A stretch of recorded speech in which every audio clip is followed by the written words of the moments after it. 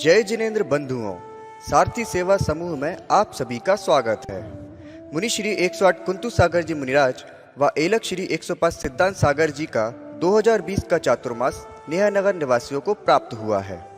धर्म लाभ हेतु आचार्य गुरुवर 108 विद्यासागर जी मुनिराज द्वारा रचित महाकाव्य मूकमाटी की कक्षा मुनि श्री 108 कुंतु सागर जी मुनिराज द्वारा ली जा रही है। हम आप तक यह कक्षा पहुंचा रहे हैं, जिसे रोज आप सारथी सेवा समूह के फेसबुक पेज या यूट्यूब चैनल पर प्रातः 9 बजे देख सकते हैं। ओम नमः सिद्धेभ्यः। ओम नमः सिद्धेभ्यः। जय श्री ओम नमः सिद्धेभ्यः।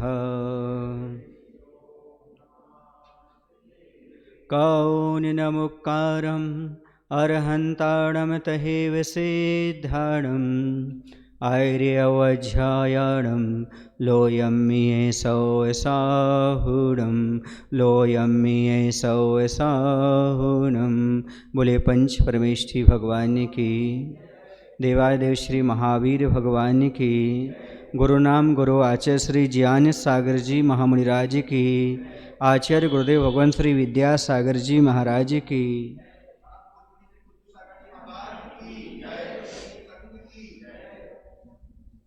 अपना विषय चल रहा था, जिनकी कोई आने जाने की तिथि नहीं होती वह अतिथि कहलाते हैं।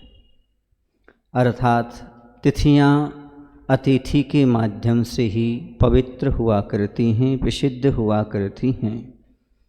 यह बात सुनने के बाद ऐसा हुआ था कि जो कुंडल आदि थे, कटिभाग आदि थे और उत्तरीय जो कपड़ा था, वस्त्र था, इन सब की चर्चाएं चल रही थीं।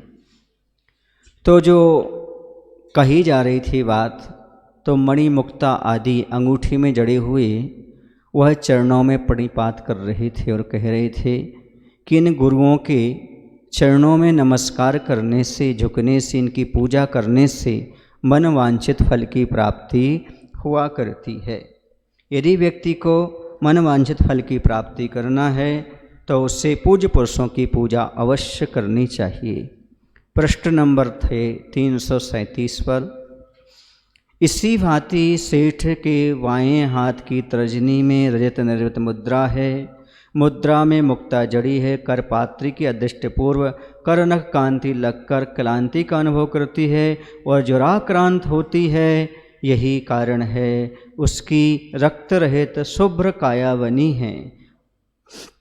कह रहे हैं इसी प्रकार सेठ के बाएं हाथ की तर्जनी की मुद्रा में लगी मुक्ता भी करपात्री के अर्थात मुनि महाराज के नखों की चमक देख पीड़ा का अनुभव कर दुखी हुई, ज्वरग्रस्त सी लग रही है। यही कारण है कि उसकी काया रक्त रहित सफ़ेद बनी हुई है।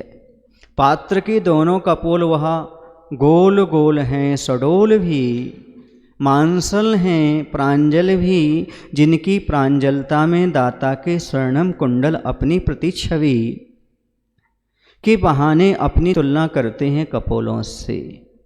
और कह रहे सेठ के दोनों कानों के कुंडल भी पात्र के मांसल गोल गोल सुंदर गालों से अपनी तुलना कर रहे। अर्थात सामने जो मुनि महाराज हैं उनके गालों से तुलना करने के लिए जा रहे हैं वह कुंडल। तो क्या कह रहे हैं, हम क्या कम हैं, बाल भानु की भांति हमसे आभा फूटती है, गोल भी है सडोल भी, स्वर्ण वाले हैं, सुंदर हैं, स्वर्ण वाले हैं, लोहित नहीं, फिर भी कपोल कांति में, इस कांति में अंतर क्यों, कौन सी न्यूनता है इसमें, कौन जानते इस भेद को, किससे पूछें, पूछें भी तो कैसे।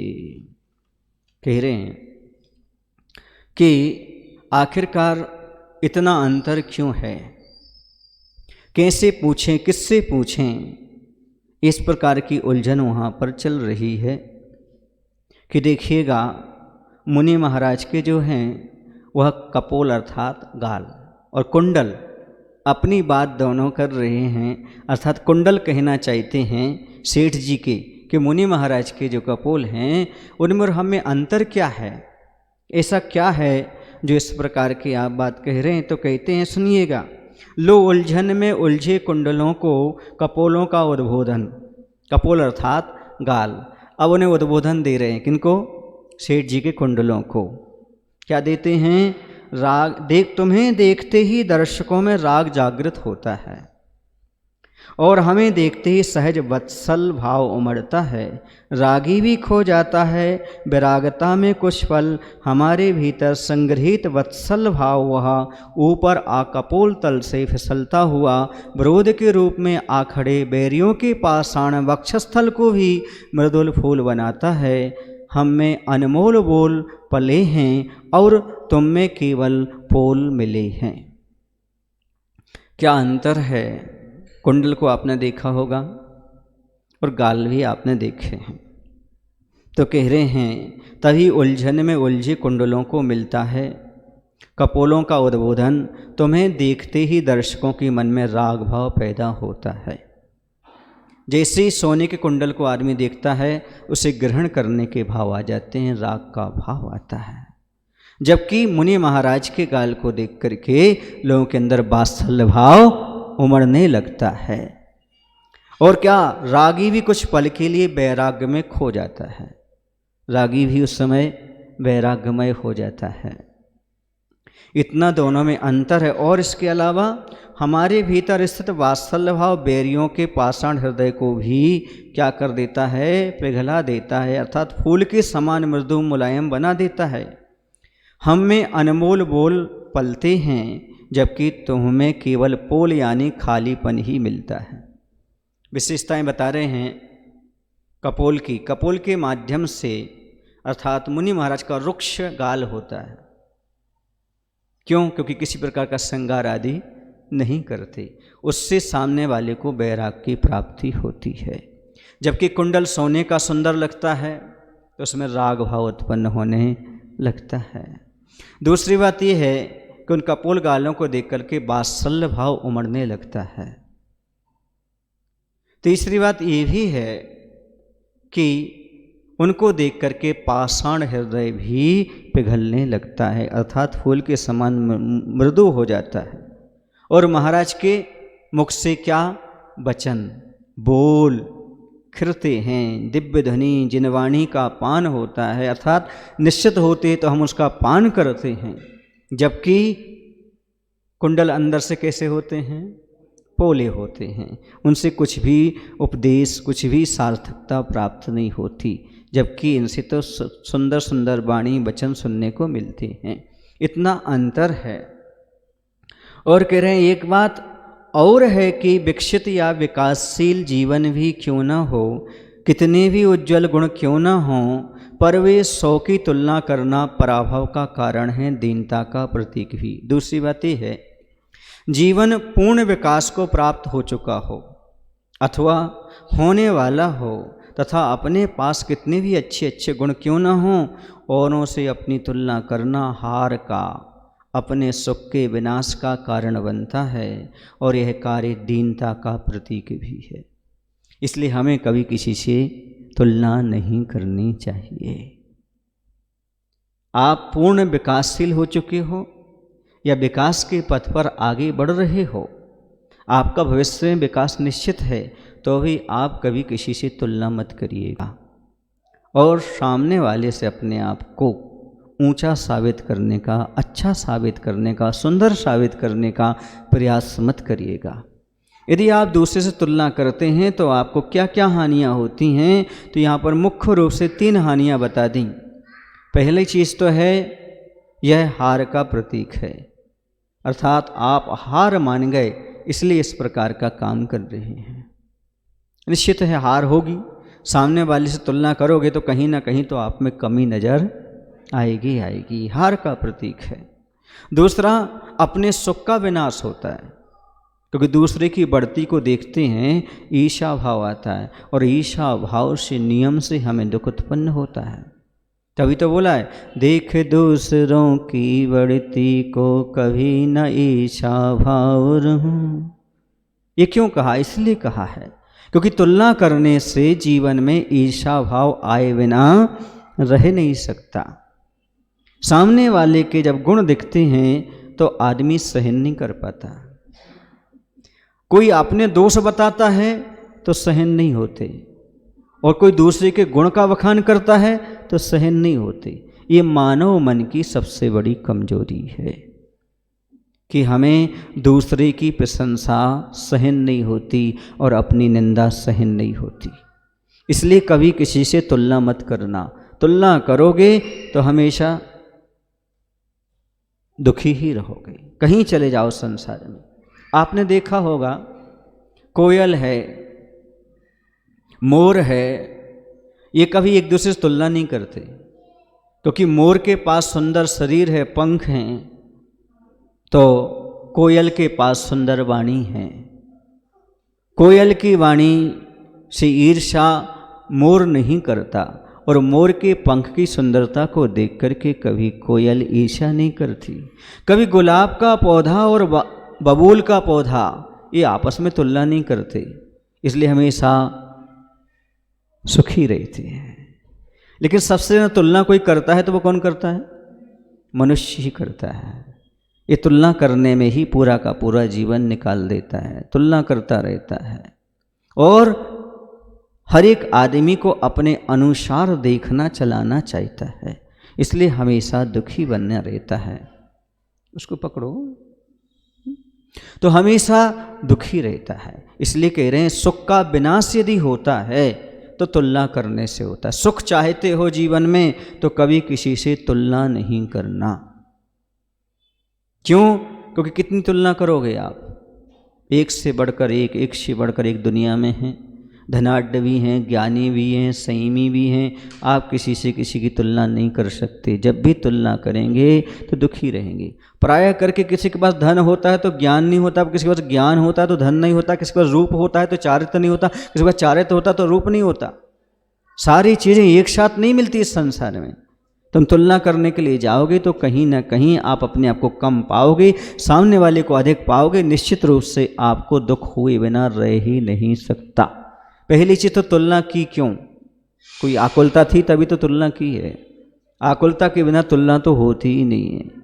सामने वाले जैसे बनने की कोशिश मत करो। आपने फूल को देखा होगा, जो फूल होता है वह हमेशा खुश रहता है। ऐसा क्यों? उसमें 3 गुण हैं। पहला ये है, वो आज में जीता है, कल की चिंता नहीं करता। सुबह खिलता है और शाम ढले मुरझा जाता है। आज की जिंदगी जीना उसे अच्छा लगता है। दूसरा उसका गुण है, वह दूसरों जैसा नहीं होना चाहता। गुलाब गुलाब जैसा ही रहना चाहता है, गेंदा गेंदा जैसा ही रहना चाहता है, केतकी जैसा रहना चाहता है, मोगरा मोगरा जैसा रहना चाहता, सारे फूल कमल कमल जैसा रहना चाहिए। वो दूसरा जैसा नहीं होना चाहते। और जहाँ दूसरे से तुलना नहीं करेंगे, दूसरा जैसा नहीं होना चाहेंगे, हमेशा खुश रहेंगे। फूल को हमेशा आप खुश मिजाजी में देखेंगे। इसके बाद वह तुलना नहीं करता, आज में जीता है, भविष्य की चिंता नहीं करता, और कभी औरों जैसे होने का भाव नहीं। हमें उस जैसा बनना है, उस जैसा बनना नहीं। प्रकृति ने जो दिया उसमें संतुष्टि का अनुभव करना, ये अपने आप में महत्वपूर्ण चीज़ है, तो सुखी रह सकते हो। तीसरी बात है, कार्य दीनता का प्रतीक है। कौन सा कार्य? तुलना करना। दीनहीन होना है। हम तुलना क्यों करना चाहते हैं? अपने आप को हम घटिया समझते हैं, तभी तो सामने वाले से तुलना करने की बात करते हैं। उनका ऐसा, हमारा भी तो ऐसा है, उन्होंने ऐसा किया था, हमने भी तो ऐसा किया था। जहाँ पर तुलना आ जाती है वहाँ पर दुखी दुखी मिलता है, दीनता का अनुभव होता है। इसलिए यदि आप हारना ना चाहते हो, आप अपने सुख का विनाश ना चाहते हो, आप दीनता का अनुभव ना करना चाहते हो, तो कभी किसी से तुलना मत करिएगा। हमेशा जो कुछ अपने पास है सोचिएगा, जो प्राप्त है वो हमारे लिए पर्याप्त है। प्राप्त में ही पर्याप्त समझ करके और अपने आप को सुख का अनुभव करिएगा, आपको आनंद आएगा। यह बात यहाँ पर कही जा रही है, कपोल कुंडल से कह रहे हैं।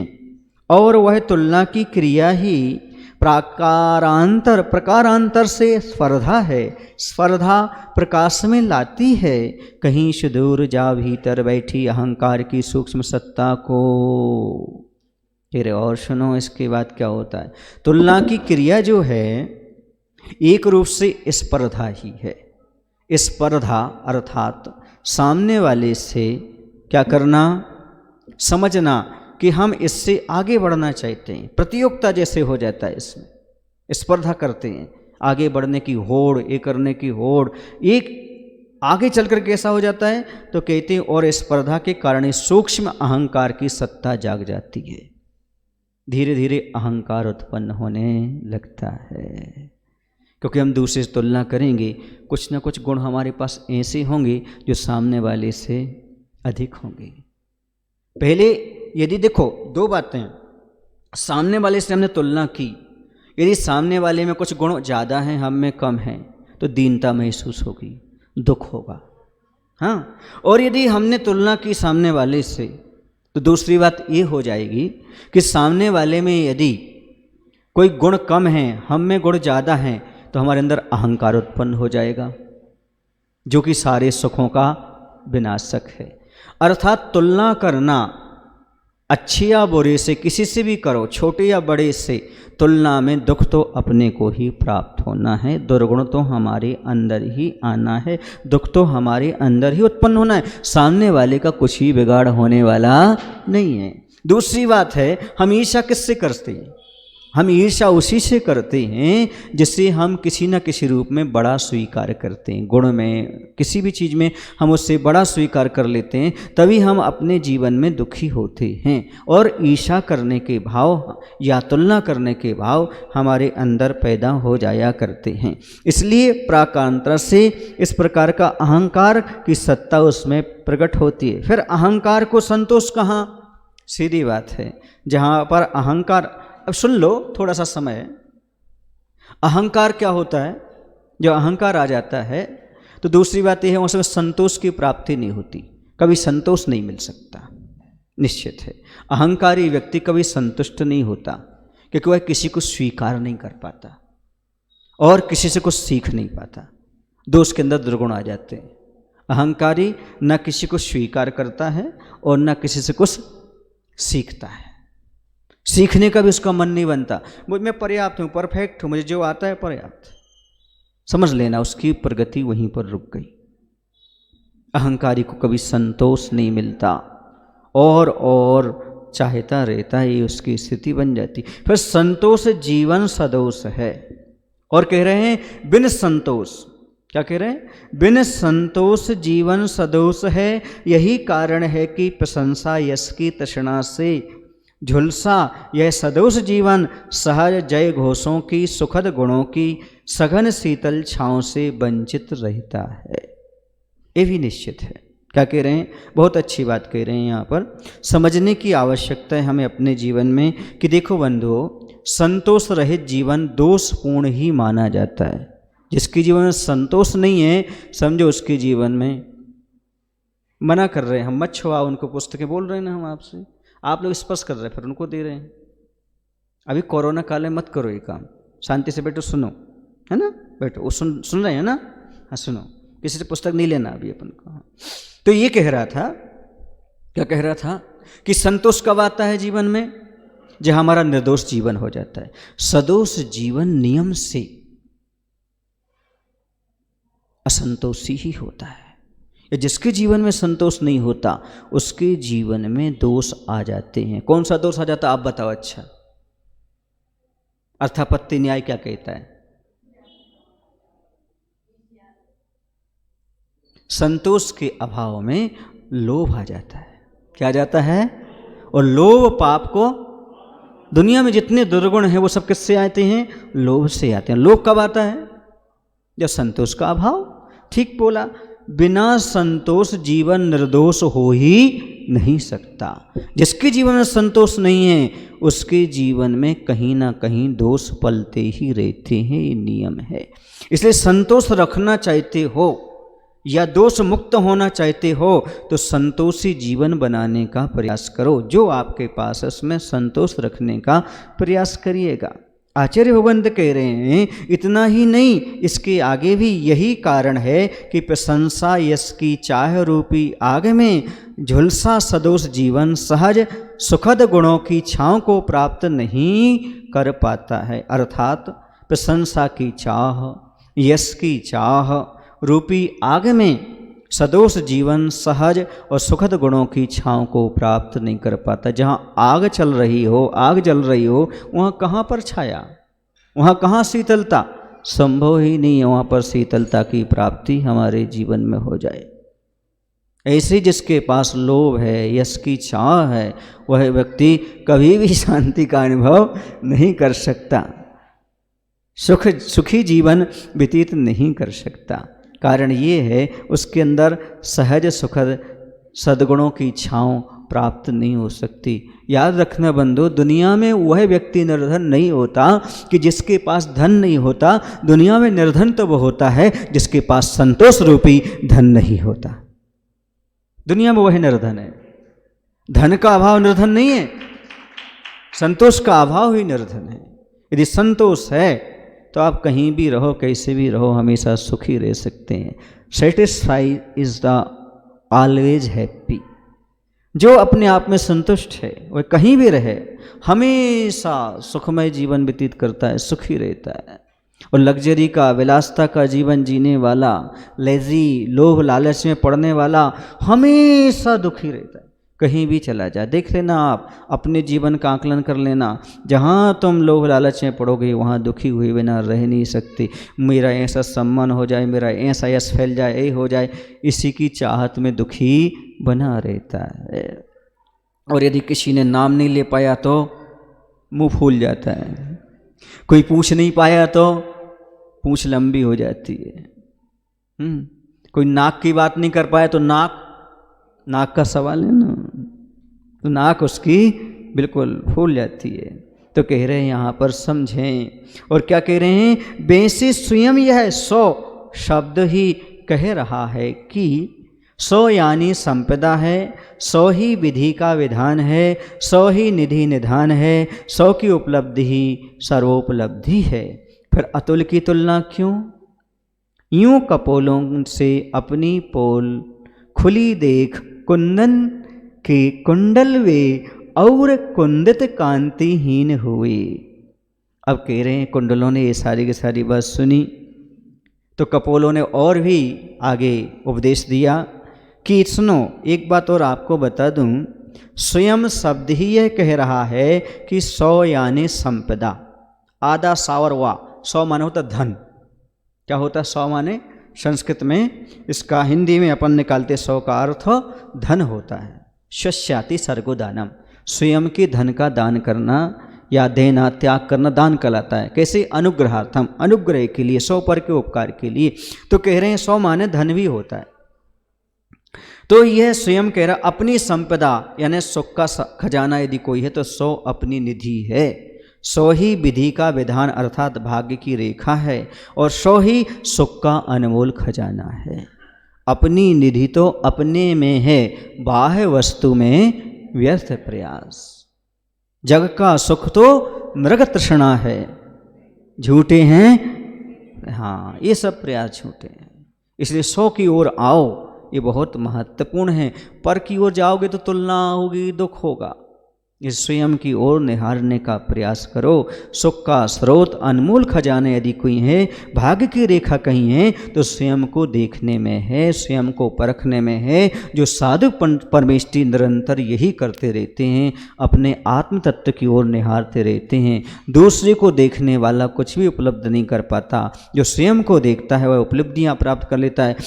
और सुनिएगा, स्वयं को प्राप्त करना ही संसार की संपूर्ण उपलब्धियों को पाना है। जिसने 100 को पा लिया समझो उसने सब कुछ पा लिया, और जिसने 100 को खो दिया समझो उसने 100 को पाकर भी सब कुछ नष्ट कर दिया। 100 समझते हैं, सा में औ, 100 को पा लिया और 100 स्वयं को खो दिया, समझो उसने सब कुछ खो दिया। और 100 को खोकर भी स्वयं को पा लिया, समझो उसने अनमोल खजाना अपने जीवन में प्राप्त कर लिया।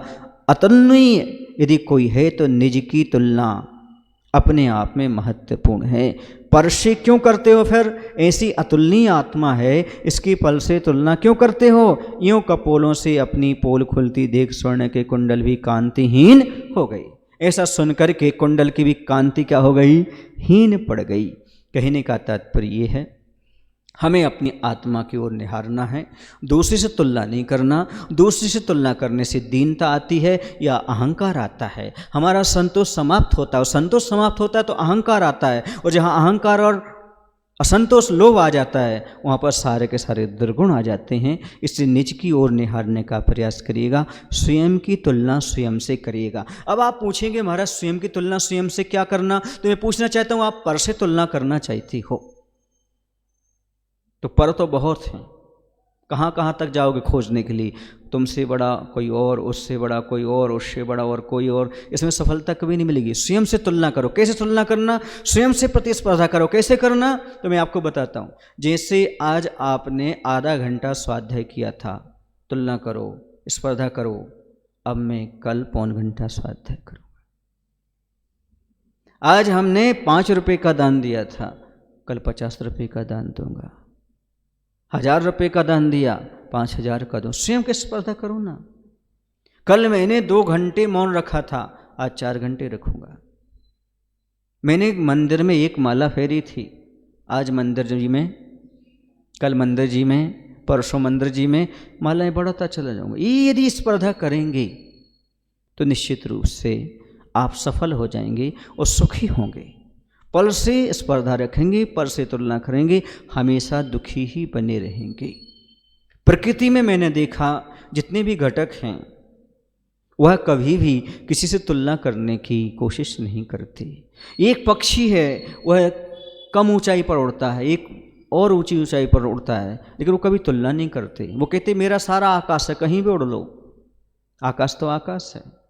एक आदमी ही है जो हमेशा तुलना करता है, हमें अभी ऐसा करना है, तुलना करते करते करते मौत की तराजू पर तुल जाता है, लेकिन तुलना में कभी उसे सुख की प्राप्ति नहीं होती। इसलिए आचार्य भगवान कह रहे कभी किसी से तुलना नहीं करना, चाहे कुछ भी हो जाए, तुलना नहीं करना। तुलना करने वाला हमेशा दुखी रहता है। आगे और कह रहे हैं, तो क्या कह रहे हैं कि सेठ ने एड़ी से चोटी तक कमल कर्णिका की आभासम पीतांबर का पहनाव पहना है, जिस पहनाव में उसका मुख गुलाब सम खिला है और मंद मंद बहते पवन के प्रभाव से पीतांबर लहरदार हो रहा है। जिन लहरों में कुंभ की नीलम छवि तैरती सी, सो पीतांबर की पीलिमा अच्छी लगती नीलिमा को पीने हेतु उतावली करती है। सेठ ने जब महाराज का पड़गाहन किया था उसके पूर्व ही उसने पीले वस्त्र पहन लिए थे, जिस पहनाव में उसका मुख गुलाब के जैसा खिल रहा था। निश्चित है ये जो पोशाक है पुजारी की वो अद्भुत है। ऐसी पोशाक पहनने वाले का चेहरा अपने आप खिला हुआ दिखाई देता है। यदि सही मायने वो श्रावक है, सही मायने पूजन कर रहा है, तो उसके धोती दुपट्टे के बाद चेहरा खिल ही जाता है। कहाँ हम पाप में पड़े हुए थे, वहाँ से उठ करके हम भगवान की आराधना करने के लिए सवेरे सवेरे आ गए। धन्य भगवान, मुझे सवेरे सवेरे आपने दर्शन दे दिए।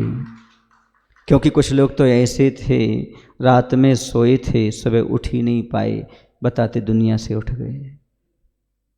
धन्यवाद है भगवान इस प्रकृति का, इस आयु कर्म का, जो सुबह हम देख रहे हैं कि हम जागृत हैं, जिंदा हैं और आपके दर्शन करने का हमें सौभाग्य प्राप्त हो रहा है। ये बहुत दुर्लभ है। और पुजारी के पोशाक पहन करके हम भगवान की पूजन अर्चन कर पा रहे हैं, मुनियों के दर्शन कर पा रहे हैं। ऐसा उसका मुख गुलाब के जैसा खिल रहा है। फूल लहराते हुए पीले दुपट्टे में कुंभ की नीलम छवि तैर रही थी। सो ऐसा लग रहा था कि पीतांबर दुपट्टे की पीलिमा यानी पीली पीली आभा कुंभ की नीलिमा को पीने हेतु उतावली अर्थात जल्दबाजी कर रही है। वहाँ पर कुंभ की भी नीलम छवि वहाँ पर तैर रही थी। किस पर? जो फूल लहरा रहे थे। किस में लहरा रहे थे? पीली दुपट्टी में। तो ऐसा लग रहा है जैसे कुंभ की नीलिमा को पीने के लिए वहाँ जल्लेबाजी कर रहे हों। अब इधर और क्या होता है? हाँ, इधर घर के सब बाल बालाओं को भीतर रहने की आज्ञा मिली है और बिना बोले बैठने को बाध्य किया गया है। फिर भी बीच बीच में चौखट के भीतर से या खिड़कियों से एक दूसरे को आगे पीछे करते बाहर झांकने का प्रयास चल रहा है। जब आहार चर्या संपन्न हो रही घर में, तो बाल बच्चे हैं छोटे छोटे से, 8 वर्ष से नीचे उम्र वाले। क्यों? क्योंकि उनके पास आहार दान की योग्यता नहीं होती। कितने वर्ष? 8 वर्ष अंतर मुहूर्त के बाद ही आहार देने की योग्यता आती है। क्यों? उसका कारण ये है कि सम्यक दर्शन की प्राप्ति की योग्यता 8 वर्ष अंतर मुहूर्त में ही प्राप्त होती है मनुष्यों के लिए। इसलिए 8 वर्ष अंतर मुहूर्त के पहले आहार दान के योग्य वह बालक नहीं होता। अति वृद्ध जिन्हें दूसरे के सहारे चलना पड़े, वह भी आहार दान का पात्र नहीं होता। जिनकी नेत्र ज्योति हीन हो चुकी है, वह भी आहार दान के पात्र नहीं होते। अति वृद्ध और अति बाल, उनके लिए चौखट के या अंदर वाला कमरा हो तो उसके अंदर रखते हैं, वहीं रहो, चौके में नहीं आना। तो वहाँ पर बहुत सारे बच्चे हैं, तो वह जो हैं उन्हें चुप बिठा दिया गया है। हाँ, क्या कह दिया गया है? इधर घर के सब छोटे बच्चे बच्चियों को भीतर रहने की आज्ञा मिली है और चुपचाप बैठने को बाध्य किया गया है। फिर भी बीच बीच में चौखट के भीतर या खिड़कियों में एक दूसरे को आगे पीछे कर बाहर झांकने का प्रयास चल रहा है। वो बच्चे झांक रहे हैं, महाराज जी क्या ले रहे हैं, क्या चल रहा है, एक दूसरे को धक्का दे रहे हैं, फिर वो आगे आ रहा है, फिर ऐसा होता ना। हाँ, यह प्रक्रिया पूरी अनुभूत प्रक्रिया है जो आचार्य भगवंत ने लिख दी, क्योंकि बच्चों के लिए अंदर कर देते हैं। तो इस प्रकार का वहाँ चुप तो बैठ नहीं सकते, क्योंकि बच्चे बंदर की भांति होते, बीच में आ ही जाते हैं, क्या करें। तो बच्चों को अंदर भी कर दो, घर में छोड़कर भी आ जाओ, फिर भी वो आ जाते। और क्या इनकी बात नहीं कह रहा हूँ मैं। और बच्चे बाहर भीतर आगे पीछे होते रहते हैं। क्यों? क्योंकि बच्चों का तो काम ही है। अब आहार दान नहीं दे पा रहे हैं तो वहाँ से वह झांकते रहते हैं, देखते रहते हैं। सीमा में रहना असंयमी का काम नहीं। जितना मना किया जाता है उतना मनमाना होता है। पाल्य दिशा में वाल्य दिशा होना चाहिए, या पाल वो दिशा हो सकती है।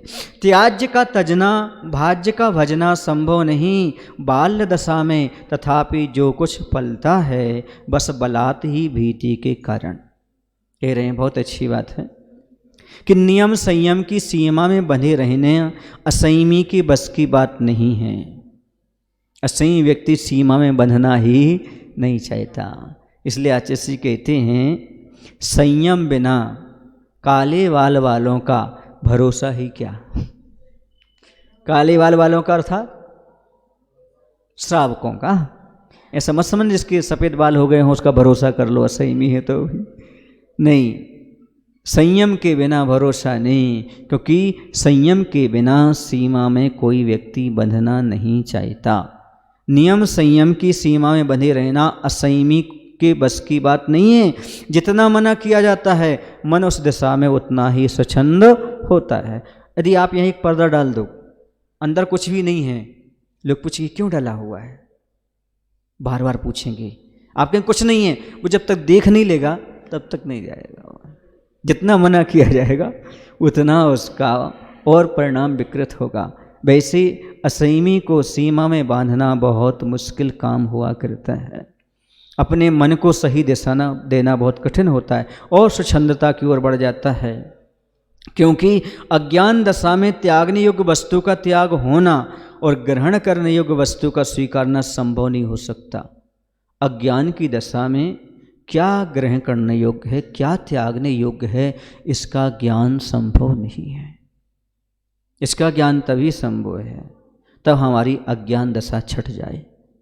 क्या है क्या उपादेय है, यह अज्ञानी व्यक्ति जानता नहीं। असंयमी व्यक्ति इस चीज़ को जानते हुए भी फॉलो नहीं कर पाता। वह अपने जीवन में जानता है ये करना है। लोग जन्म लेते हैं, जीते हैं और मरते जाते हैं, ये समझते हैं ये बुरे काम हैं, फिर भी दिन रात करते जाते हैं। बहुत कठिन है इस चीज़ का भेद करना कि क्या त्यागने योग्य है और क्या ग्रहण करने योग्य है। फिर जो कुछ भी पलता है जबरदस्ती भय के कारण ही पलता है। बलात् माने जबरदस्ती, भय के कारण व्यक्ति पाल लेता है। असंयमी मर्यादा का पालन कब करता है? डर से, कानून के डर से, समाज के डर से, परिवार के डर से। और यदि ये सब डर ना हो तो फिर जो चाहे वह करने के लिए तैयार हो जाता है। इसलिए कह रहे हैं वह बच्चे असंयमी जैसे हैं। अभी कैसे हैं? असंयमी जैसे हैं। इसलिए बच्चे कुछ भी उत्पात मचा सकते हैं। इसलिए उन्हें कहाँ रखते हैं? घर के अंदर वाले कमरे में। हाँ, दरवाज़ा बंद, अब खिड़कियों से झांक सकते हो, देख सकते हो, वरना तुम कुछ गड़बड़ भी कर सकते हो। यही स्थिति है इधर भी। सर को कसकर बांध रखा है सेठ ने बालों के बवाल से बचने हेतु। सुन रहे हैं आप लोग? आज की महिलाओं के लिए बहुत अच्छी प्रेरणा है, आज के पुरुषों के लिए बहुत अच्छी प्रेरणा है, श्रावक श्राविकाओं के लिए, कि जब भी आहार दान दो तो अपना सिर कस करके बांध लेना चाहिए। सिर को उघाड़ना नहीं चाहिए। क्यों?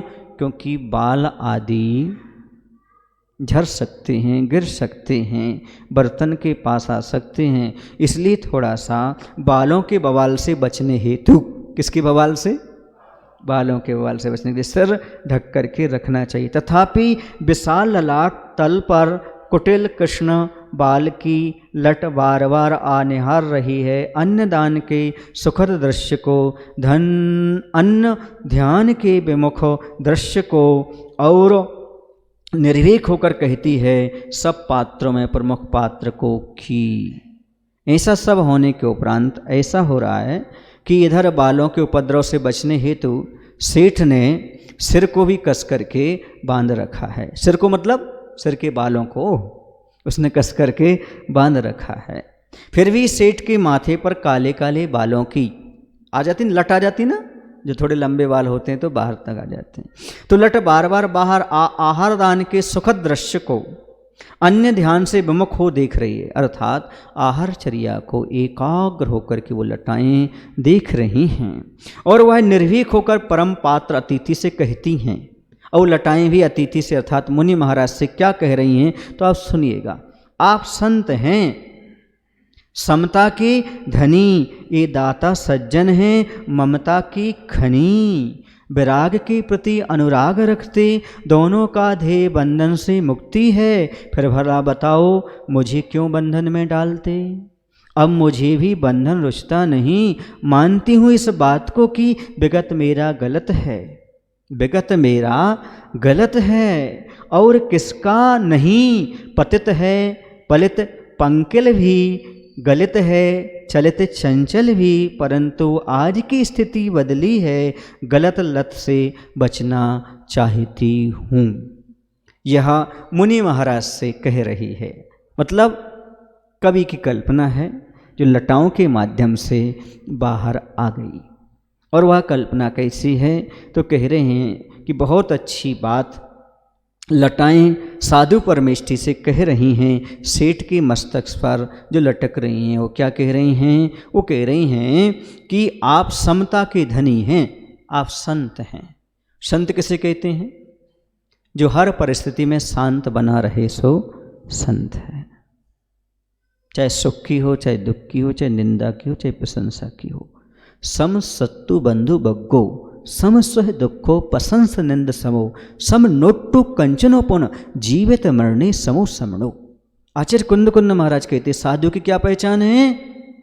तो कहते हैं जन्म मरण में, कांच कनक में, सुख दुख में, निंदा प्रशंसा में, जन्म मरण में जिसके पास समता आ जाती है वही सच्चा श्रमण हुआ करता है, वही साधु। सुनिए ना, कोई कुछ भी कहे सबको आपको सहन करना है। मैंने कल परसों कहा था, कब कहा था भाई, इस संसार है, इसमें सब प्रकार के लोग मिलते हैं, हमें सबको सहन करना पड़ता है। कुछ लोग तो ऐसे होते हैं जो चप्पल की भांति होते हैं। कैसे होते हैं? जो साथ तो निभाते हैं पर पीछे से छींटे भी उछाते चले जाते, दोष भी लगाते चले जाते हैं। ताली बजाना फिर भाई, हमें क्या मना तुम कहते हैं। ऐसे भी लोग हुआ करते, साथ देते हुए भी पीछे से दाग लगाए बिना नहीं रखते। ये साथ ही सेवा समय वाले ताली बजा रहे हैं क्योंकि स्वार्थी दुनिया है, ऐसा करते चले जाते। लगता है कि साथ निभा रहे पर मालूम ऐसा पड़ता है कि आग लगाते भी चलते रहते। उस समय भी उन्हें समता का परिणाम रखना, यही तो उनकी जीवन का महत्व है।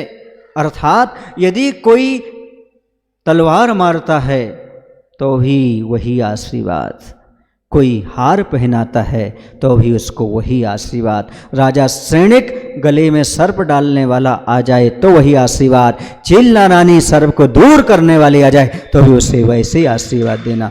ये साधु की समता का परिचय हुआ करता है। तो हे दयालु, हे संत, आप समता के धनी हैं, साम्य भाव धन रखते हैं। और सेठ जी दाता हैं, आप पात्र हैं, ये दाता हैं। तो कह रहे सज्जन पुरुष ममता की खान। किसकी खान है? ममता की खान है।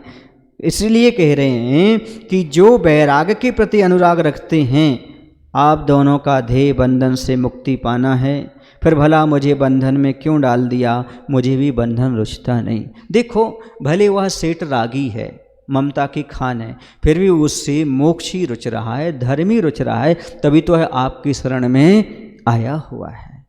आप भी मोक्ष पथ के अनुगामी हैं, वह भी मोक्ष चाह रहा है, पर हमें क्यों बंधन में पाल रहे हो? अर्थात बालों को क्यों बांध रहे हो? आप बांध कर क्यों रख रहे हो? मुझे आहार दान क्यों नहीं देखने दे रहे हो? कौन कह रहा है? जो लटा यहाँ पर आ गई वह कह रही है कि आखिरकार तुम ऐसा क्यों, क्या कारण है जो आप हमारे लिए बंधन में बांधना चाहते हो? हमें भी बंधन रुचता नहीं। माना कि मेरा इतिहास गलत है, मैं मानता हूँ कि मेरा इतिहास गलत रहा है, और मेरा ही नहीं, किसका गलत नहीं ये तो बता दो। कौन दुनिया में दूध का धुला है? सब में कुछ ना कुछ कमी तो है ही। जो ये कहता है कमी तो उसके अंदर है, मेरे अंदर कोई कमी ना है,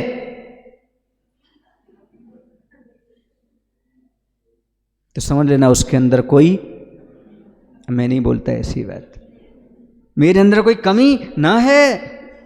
ऐसा कहने वाले को समझो उसके अंदर में क्या होगा, कैसे उसकी परिणति होगी।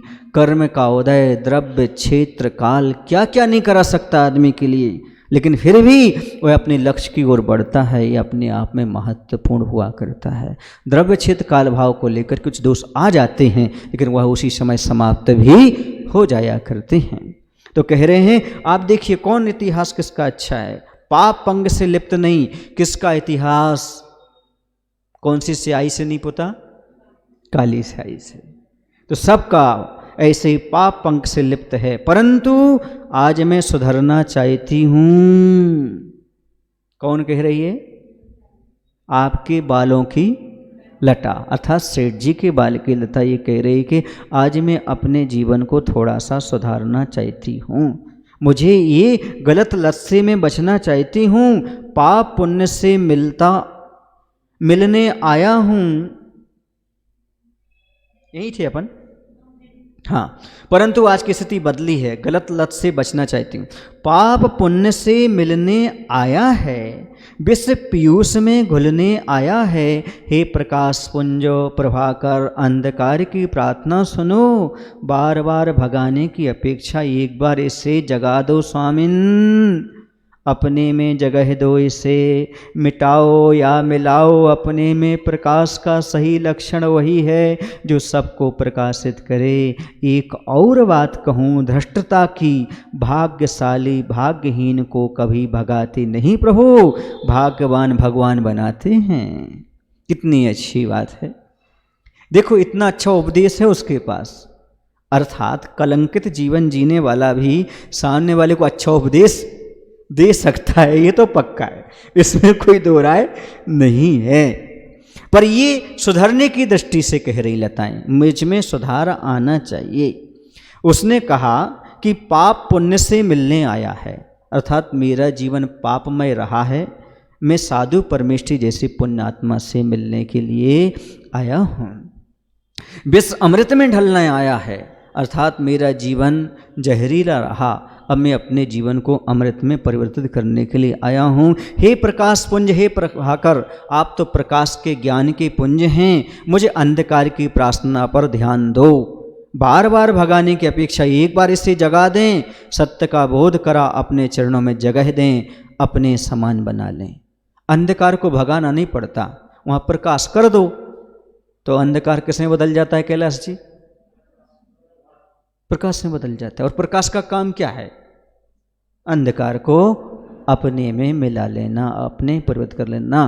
प्रभु पतित पावन में अपावन चरण आए। हे प्रभु, हे गुरु, हमें अपना जैसा बना लीजिएगा, हमें अपना लीजिएगा, अपनी चरणों में मुझे जगह दीजिएगा। प्रकाश का सही लक्षण यही है कि वह अपने को प्रकाशित करे। एक बात और कहता हूँ कि जो पुण्यवान पुरुष होते हैं वे भाग्यहीन पुरुषों को भी तिरस्कृत नहीं करते, अपने से दूर भगाते नहीं हैं, अपितु अपनी कृपा से उसे भी पुण्यशाली बना भगवान तक बना देते हैं। यूँ कह कर के लट झट से पलट कर चुप हो जाती है। बोलिए महावीर भगवान की। आचार्य विद्यासागर जी महाराज जी के। हे प्रभु, हम सभी को इतनी शक्ति, इतनी बुद्धि देने की कृपा करो ताकि हमारा जीवन तुलना, स्पर्धा से ऊपर उठ सके और हम भी अपने इतिहास को न दोहराते हुए नया इतिहास रच सकें। नमोस्तु प्रभु, नमोस्तु। भावों की निर्मल सरिता में अवगाहन करने आया हूँ, मेरा सारा दुख दर्द हरो यह अर्घ भेंटने लाया हूँ। हे तपो मूर्ति, हे आराधक, हे योगीश्वर, हे महासंत, है अरुण कामना देख सके युग युग तक आगामी वसंत। ओम आचार्य विद्यासागर मिंदाय नमः। अरिज्ञं निर्वापामिति।